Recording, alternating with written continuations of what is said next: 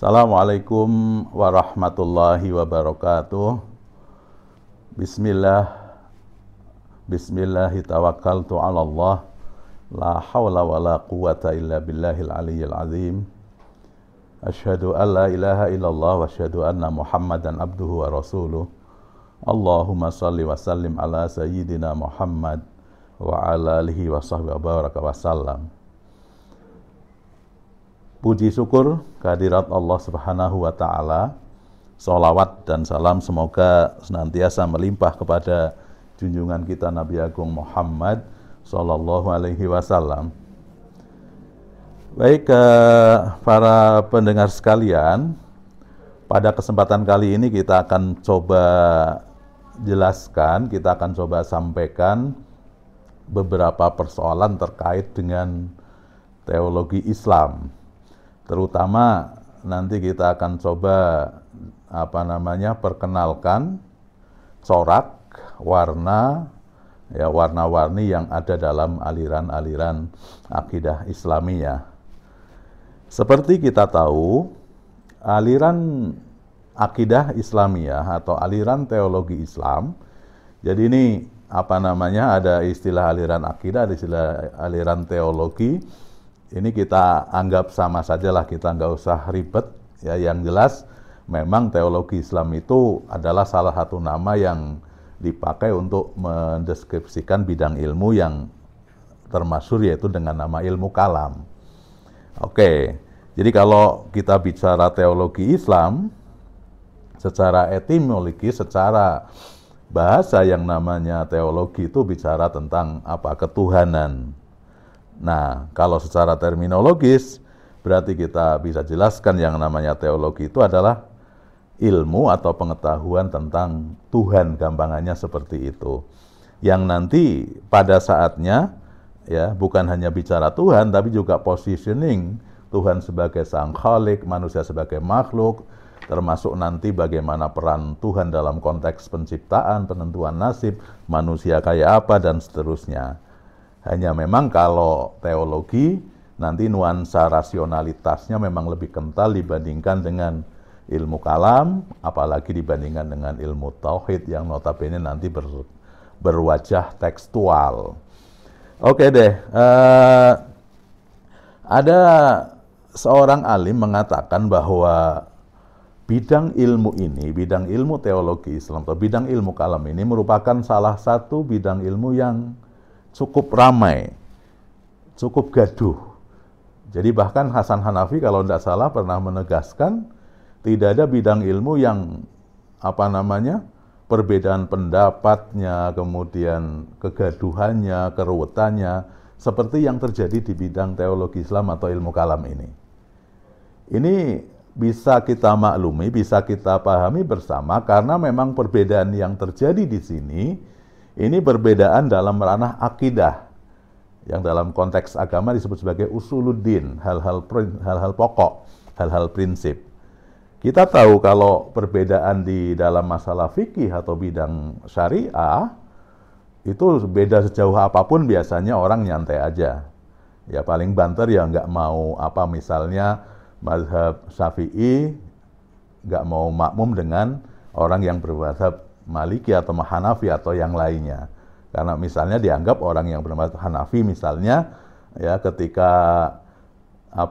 dia berwudu dan senggolan laki perempuan bukan muhrim itu batal, dianggap batal wudunya, sementara mazhab Syafi'i batal, kalau mazhab Hanafi tidak. Nah, ini kan perbedaan itu. Tapi itu biasanya nyantai. Tapi ketika perbedaan itu dalam konteks akidah, konteks keimanan, keyakinan, ini implikasinya memang jauh. Ya, orang berbeda akidah itu nanti vonis yang muncul, khilafiyah akidiyah, vonis yang muncul itu nanti sampai ke term sesat, bahkan kadang kafir. Nah, kalau sudah kafir mengkafirkan, ini kan jadi ruwet. Nah, makanya memang sangat dimaklumi kalau dalam aliran ini tradisi takfir, tradisi mengecap yang lain sebagai zindik, sebagai sesat, itu kalau dalam tradisi klasik itu sangat-sangat biasa. Nah, kalau dalam konteks kekinian ini seringkali jadi masalah kan itu kan. Ya jangankan mengecap orang lain kafir atau takfir, ya mengecap orang lain sesat, ya mengatakan mereka salah saja kadang-kadang menimbulkan problem. Oke deh, pada kesempatan kali ini kita pengen memetakan sebetulnya apa orang Islam itu ketika mereka berteologi, ketika mereka berakidah atau membuat konsep keimanannya sebetulnya ada kayak apa sih gitu ya. Ya, karena ada warna-warni di sana. Jadi kalau saya bilang ada sekelompok sekelompok teolog, sekelompok mutakallim katakanlah, sekelompok alim di kalangan umat Islam yang mereka lebih memilih jalur namanya jalur tekstual. Ya, jalur literal.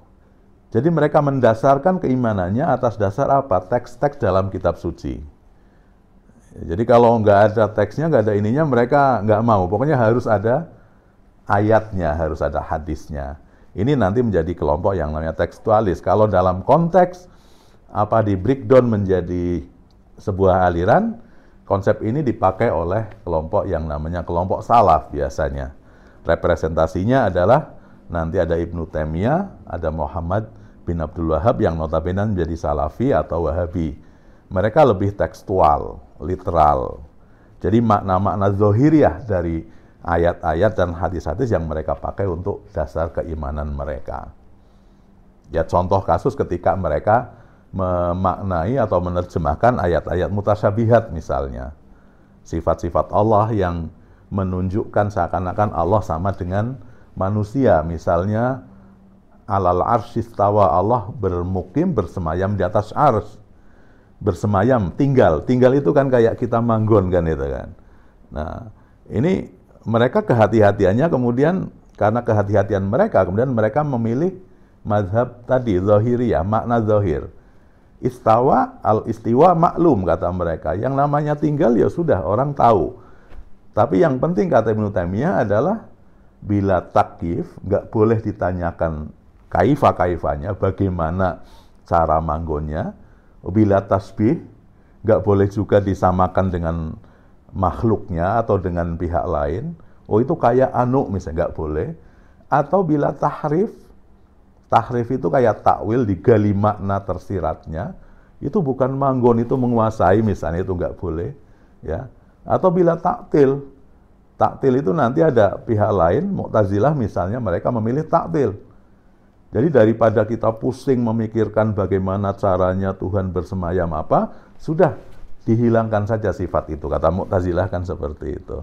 Jadi ini kelompok pertama, nalar yang dibangun nalar tekstual. Nanti terejawantah dalam aliran yang namanya aliran salaf, kelompok salaf. Di sisi lain, nanti ada kelompok yang namanya kelompok Mu'tazilah. Ini alirannya aliran rasionalisme. Ya, mereka banyak diilhami oleh metode-metode filsafat barat, ya dari Yunani terutama. Jadi mereka ketika bicara tentang keimanan, konsepnya konsep yang rasional. Ya, jadi ini kaum rasionalisme seperti itu. Nah, kalau misalnya ya bicara teologi biasanya poin permasalahannya kan yang pertama bagaimana kita mengetahui Tuhan atau ma'rifatullah. Ini jelas kelompok rasionalisme mereka mengedepankan akal. Kita bisa mencapai makrifat dengan akal kita.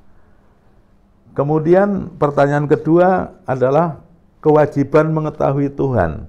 Perintah kita untuk makrifat itu sebetulnya yang perintah itu kita sebagai manusia, kebutuhan kita, ataukah itu titah ilahi? Kata kelompok rasionalisme itu kebutuhan kita. Jadi ini memang diilhami oleh para filosof ya. Ya, filosof muslim kayak misalnya seperti Ibnu Tufail misalnya, dia kan memetakan itu. Dia dalam kisahnya Hayyu bin Yaqzan, dia ceritakan bahwa Hayyu bin Yaqzan adalah seorang anak manusia yang dari kecil dia nggak ketemu orang lain, nggak belajar. Nah, tapi dengan kemampuan autodidaknya, kemampuan kemanusiaannya, dia bisa mencapai derajat sampai ke tingkat ma'rifatullah, mencapai pengetahuan adanya Tuhan. Nah, ini Mu'tazilah terilhami oleh itu, atau match dengan pendapat itu, mengetahui Tuhan. termasuk mengetahui yang baik dan buruk, yang baik dan jahat. Ya, sesuatu divonis sebagai baik dan jahat, pertanyaannya, siapa sih yang pertama kali ngomong? Apakah itu informasi dari wahyu atau itu memang pikiran kita? Nah, kata kelompok rasionalisme itu akal pikiran kita bisa menentukan itu. Nah, makanya nanti teori moralnya, teori akhlaknya juga moralitas rasional kan seperti itu. Perintah mengetahui baik dan jahat juga sama. Jadi bisa kita katakan aliran rasionalisme ini memang tadi dasar alur pikirnya adalah dasar alur pikir akal pikiran. Nah, kemudian ada yang ketiga, yang pertama tadi literalis tekstual, ada kelompok rasionalis. Kemudian yang ketiga nanti orang berkeimanan, berteologi itu mencoba mix, ya, mencoba memadukan kekuatan akal dipadukan dengan tadi nalar yang dibangun oleh teks. Dan ini ada di aliran yang namanya kelompok Ahlus Sunnah atau Asy'ariyah. Asy'ariyah dan Maturidiyah tentu saja. Nah, ini bisa dikatakan apa namanya antitesa atau sintesa, gitu kan. Jadi kalau katakanlah Mu'tazilah kita posisikan sebagai sebuah tesis, sebuah fenomena, kemudian antitesisnya adalah tadi kelompok tekstual, ya kalau Mu'tazilah nggak percaya sesuatu kecuali dasar akal rasional kan itu kan. Sementara kelompok tekstual sebaliknya, mereka nggak percaya kalau nggak ada ayatnya kan itu kan. Nah, Asy'ariyah ini mencoba mencari sebuah sintesa, ya, tesa, antitesa, sintesa, kesimpulan, jalan tengah. Nah, Asy'ariyah mencoba mencari jalan tengah. Berhasil atau enggak nanti bisa kita lihat bersama dah. Jadi katakanlah kayak tadi misalnya kita bicara tentang mencapai keimanan, kata Mu'tazilah dengan akal murni kita bisa, kata Salafi kita hanya bisa dengan dasarnya wahyu, katakanlah, kata Asy'ariyah dia mencoba mengurai. Ada beberapa poin yang kita bisa dapatkan dengan akal, tapi ada banyak hal juga yang kita harus berdasarkan wahyu. Ya dari 4 hal tadi, kalau misalnya kita bicara mengetahui Tuhan, kewajiban mengetahui Tuhan, perintah mengetahui Tuhan, kemudian mengetahui baik dan jahat, kewajiban untuk mengetahui baik dan jahat. Dari 4 hal ini Asy'ariyah mengurai hanya 1 hal, yaitu ma'rifatullah, mengetahui Tuhan, itu bisa dicapai dengan akal. Nanti hal-hal yang lain, yang 3 lainnya, itu harus dengan wahyu. Sebaliknya nanti, Maturidiyah yang sama-sama Ahlus Sunnah, dia lebih longgar dari Asy'ariyah. Jadi dari 4 hal ini, ya 3 hal nanti bisa digapai dengan akal, yang 1 dengan wahyu. Ini jalan tengah yang ditawarkan. Ya, kelompok ketiga ini lebih sering disebut dengan kelompok yang namanya tradisionalisme. Jadi ada tekstualis literal, literalis tekstual, ada rasionalis, ada tradisionalis. Sebetulnya kalau secara umum, ya kalau kita tidak lagi membahas ilmu kalam, sebenarnya ada kelompok yang lain, yaitu kelompok spiritualis. Nanti ahlul batin, mereka mengedepankan intuisi, mengedepankan hati, dan lain sebagainya. Oke, lengkapnya itu ada 4, tapi kalau dalam ranah ilmu kalam, teologi nanti dengan 3 tadi. Pertanyaannya kemudian, ya, Mu'tazilah, kemudian Salaf, kemudian Khalaf. Yang Salaf itu nanti lebih ke Ibnu Taimiyah dan teman-teman, yang Khalaf lebih kepada Asy'ariyah, ya. Kemudian yang rasional nanti Mu'tazilah. Ini kalau dalam tataran praktis, kira-kira dari 3 ini bisa sampai enggak kepada kesimpulan, bisa sampai enggak kepada kebenaran yang digagas atau yang ditargetkan. Secara umum kalau saya pribadi mengatakan ini 3-tiganya merupakan jalan kebenaran, ya. Jalan kebenaran. Yang terpenting adalah menurut saya kita nggak boleh kemudian istilahnya ketika Anda seorang rasionalis, ya, kemudian menafikan yang lainnya. bahwa semua harus rasional ini nih. Karena nanti kelompok manusia itu pada dasarnya bermacam-macam. Ada orang yang, ya ini kalau kita bicara tipikal manusia, saya bilang kecenderungan manusia itu memang beragam, bermacam-macam kan itu kan. Ada orang yang apa istilahnya kalau bahasa Banyumas itu maremnya hati, ya keyakinannya itu harus didukung oleh ayat-ayat Al-Quran yang kuat gitu, hadis-hadis sahih. Maka dia kalau belum ada itu dia nggak akan yakin. Itu oke, sah-sah saja.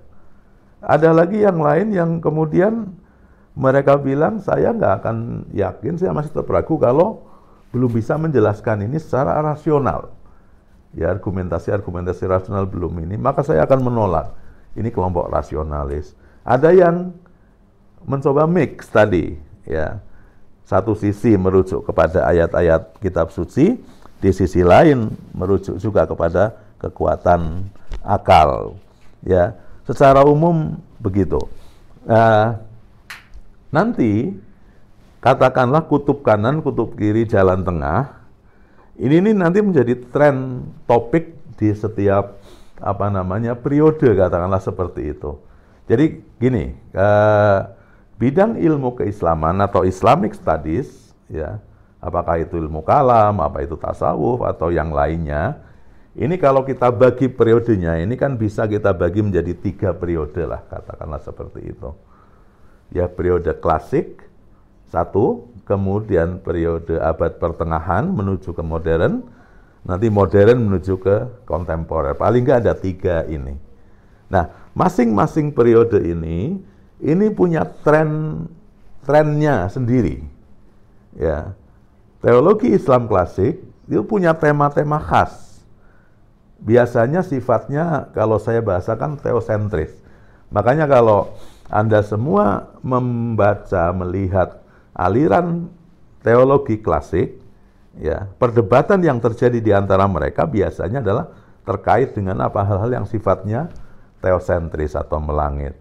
Misalnya tentang sifat Allah, ya. Kemudian tentang peran manusia, iya, tapi nanti sejauh mana manusia berperan, Tuhan berperan dalam konteks mewujudkan nasib makhluk misalnya, tentang iman dan kufur kan itu kan. Tentang Tuhan itu sebetulnya punya kehendak mutlak ataukah kemudian dibatasi oleh kehendak makhluknya. Nah ini nih, perdebatan seperti itu yang mewarnai hasanah ilmu kalam atau teologi Islam klasik. Jadi sangat-sangat melangit. Nah, tren klasik ini nanti mencapai puncaknya di sekitar abad ke-3 Hijriah.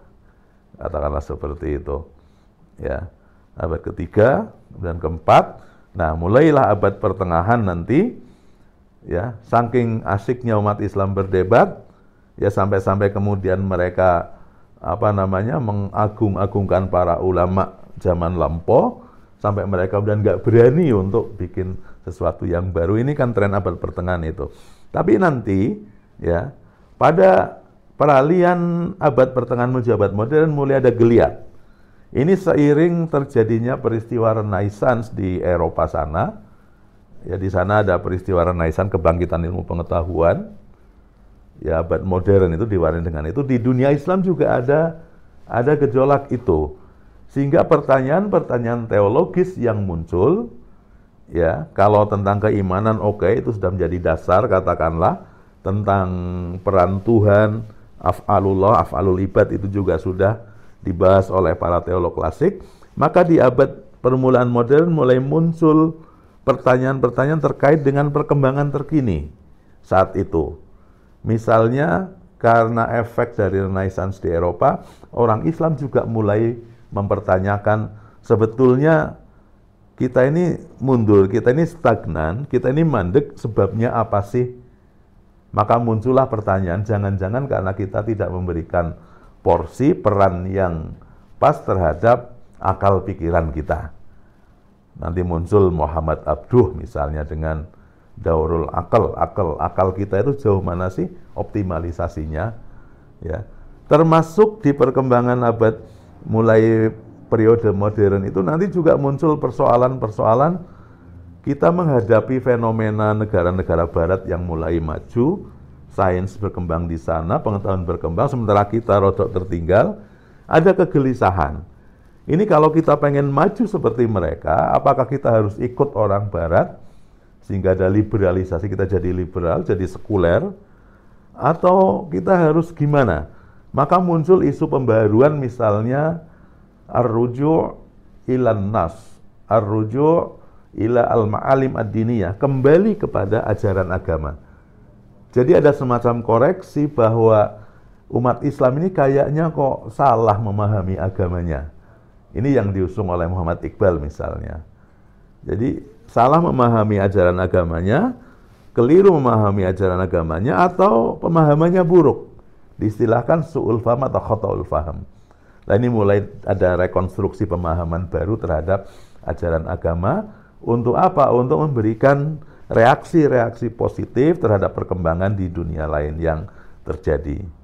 Nah kemudian berkembang ke abad 20, 21 sekarang ini yang namanya isu-isu kontemporer, kejadian-kejadian di era sekarang ini perkembangannya luar biasa. Ya, di awal abad yang lalu misalnya ada pergerakan dari kaum feminis, misalnya kelompok sensitif gender katakanlah, ya. Jadi kaum perempuan mengupayakan, memperjuangkan bagaimana kesetaraan derajat antara laki dan perempuan misalnya. Ini secara teologis juga bermasalah kan kita kan. Karena pemahaman orang sementara ini, ya, apalagi kalau kita bicara fikih misalnya dalam tataran praktis, dalam fikih Islam itu jelas sekali banyak hal yang menunjukkan bahwa sulit untuk memposisikan setara antara laki dan perempuan. Dalam hal waris misalnya ada lizzakari mislu hadil unsayain. Dalam hal kesaksian misalnya, ya, satu saksi laki itu sama dengan harganya 2 saksi perempuan. Dalam ranah teknis seperti itu. Nah dalam ranah teologi maka dibutuhkan konsep keimanan yang sensitif gender, termasuk dalam konteks politik, ya. Nah, politik ini juga, apalagi politik itu memang semacam ada pergeseran. Kita tahu kemunculan aliran-aliran ilmu kalam itu dulu pertama kali, ya salah satu simpul utama penyebab kemunculan aliran yang berbeda-beda itu adalah persoalan politik. Ya, Syiah kita tahu, Syiah muncul pertama adalah karena apa? Karena loyalisnya Sayyidina Ali, kan pengikut setianya. Ya, Murji'ah, kelompok yang kecewa dengan Muawiyah, dengan Sayyidina Ali, akhirnya mereka menjadi kelompok apatis. Tidak ikut sana, tidak ikut sini, semua diserahkan kepada Tuhan. Itu Murji'ah. Khawarij, orang yang kecewa juga dengan Muawiyah, dengan Sayyidina Ali, mereka nggak bisa diikuti. Nah, tapi kekecewaannya berbeda dengan Murji'ah. Kalau Murji'ah menjadi apatis, menjadi nggak mau tahu perkembangan. Kalau Khawarij, mereka ekspresinya itu ganas, ya. Mereka garis keras. Pokoknya yang beda dengan mereka harus dihabisi, kan seperti itu. Dakwahnya dakwah yang sangat keras. Nah, ini nuansa politiknya sangat kental dalam proses kemunculan aliran-aliran ini. Nah, sehingga masalah politik dan kepemimpinan pun nanti ada semacam pergeseran. Kalau kekinian itu jelas kita dihadapkan satu fenomena di mana, ya, Indonesia misalnya, umat Muslim Indonesia mayoritas menyatakan dengan tegas bahwa NKRI itu sudah menjadi format negara yang dalam tanda kutip Islami. Tapi sebagian dari umat Islam kita, ya beberapa pihak misalnya ada kemarin Hizbut Tahrir dan beberapa yang lain masih mengusung isu tentang bagaimana menegakkan khilafah Islamiyah. Ini juga butuh pemahaman yang komprehensif tentang ajaran agama Islam. Ya, termasuk juga nanti isu-isu kaitannya bagaimana interaksi kita dengan umat non-muslim, ini antar umat beragama. Kita tahu beberapa saat yang lalu, tahun lalu atau tahun sebelumnya ya, 2019 itu dulu ada diskusi di Jawa Barat kalau nggak salah, di sana ada Munas Alim Ulama NU yang kemudian salah satu rekomendasinya itu bicara tentang seruan agar kita menghindari penggunaan istilah kafir misalnya. Kafir diganti dengan non-muslim. Oke, dengan non-muslim. Nah, ini juga menimbulkan perdebatan. Yang satu mengatakan kenapa nggak boleh kita pakai istilah kafir, orang kafir itu istilah yang ada dalam Al-Quran misalnya. Yang lain secara sosial misalnya, memang kalau orang mendengar term kafir, mendengar istilah kafir, itu nada-nadanya kan kayak negatif kan itu kan. Orang kafir, kafir. Jadi kafir. Makanya ini saya warning kepada teman-teman semua, tolong kalau sesama muslim itu hindari betul mengkafirkan orang lain. Karena kalau dituduh kafir, dituduh musyrik, itu betul-betul itu menyakitkan kan itu kan. Ya jangankan kita sama muslim, orang non-muslim saja disebut sebagai kafir, itu ada perasaan psikologis yang rodok piye gitu. Jadi memang term kafir itu kalau dalam kitab suci biasanya adalah termnya negatif. Bukan hanya orang yang non-muslim, tapi non-muslim yang kemudian dalam tanda kutip jahat, biasanya seperti itu. Nah, makanya dalam tradisi Islam, ya kita tahu persis bagaimana agar kita mencoba sebaik mungkin, sejauh mungkin menghindari tadi saling menuduh kafir, musyrik dan lain takfir lah ya. Karena ini merusak psikologi kita, merusak hubungan baik kita. Oke, itu isu-isu kontemporer banyak sekali nanti. Karena ini yang kita hadapi. Kenapa kita perlu memahami ini dengan baik? Karena gini, kita berislam, kita beragama, ya. Jadi kalau teologi kan memang bicara tentang bagaimana memformat akidah kita, bagaimana konsep keimanan kita. Kenapa ini penting? Ya karena kita itu entry point kita. Nanti orang memahami persoalan, mencari solusi dari permasalahan, itu nanti entry point-nya dari situ, konsep keimanannya. Dalam teologi klasik misalnya, kenapa kita tahu kan, yang salah satu aliran yang kemudian dicap sebagai negatif dan jahat, dan itu garis keras dalam Islam, itu adalah Khawarij. Namanya saja sudah melambangkan kesalahan kan, karena Al-Khawarijuna ala Ali ibn Abi Thalib. Khawarij itu adalah para pembangkang, orang yang membangkang Sayyidina Ali. Ya, kalau pembangkang notabene kan negatif, itu buruk, itu jelek. Dari namanya adalah buruk, dan konsep keimanannya juga gitu. Ternyata akar masalahnya salah satunya adalah ketika mereka bicara tentang iman, konsep keimanan mereka itu adalah hitam putih. Kita tahu Ahlus Sunnah itu punya konsep keimanan bahwa iman itu yazidu wa yanqus. Ya, kadang tebel, kadang tipis. Kadang tambah, kadang kurang. Khawarij, dia punya konsep yang berbeda. Ya, iman itu tidak yazidu wa la yanqus, enggak tambah, enggak juga kurang, tapi iman itu ada dan tidak ada. Yang ada imannya maka dia adalah mukmin, yang enggak ada imannya dia itu kafir. Ya. Maka orang hidup itu imma mukmin atau kafir. Kalau enggak mukmin ya kafir, hitam putih. Sementara nanti kalau Ahlus Sunnah konsepnya, jadi satu sisi ada mukmin, ada kafir, wa bainahuma, di antara dua kutub ini nanti itu ada mukmin tapi imannya itu yazid, imannya tebel. Ya. Dia mukmin tapi imannya tipis gitu ya. Tipis ya. Indikatornya apa? Nanti banyak, amalnya mungkin ya. Mungkin deklarasinya, mungkin apanya. Nah ini nih. Jadi ada yang agak mukmin, ada mukmin banget, mukminnya berapa derajat, itu kalau Ahlus Sunnah konsepnya seperti itu. Sehingga ini nanti akan menjadi longgar. Sementara Khawarij hitam putih. Hitam putih berarti hanya ada dua warna, kalau nggak hitam ya putih. Ini nanti akan menjadi kaku. Jadi harus mengelompokkan orang jadi dua. Ini kan repot. Padahal nanti ada yang berwarna-warni, ada yang abu-abu, ada yang agak hitam, ada yang agak putih, dan seterusnya. Nah, disinilah kelebihan konsep Ahlus Sunnah yang akomodatif. Nah, sifat akomodatif ini yang nanti mengejawantah menjadi sikap yang namanya moderatisme dalam beragama.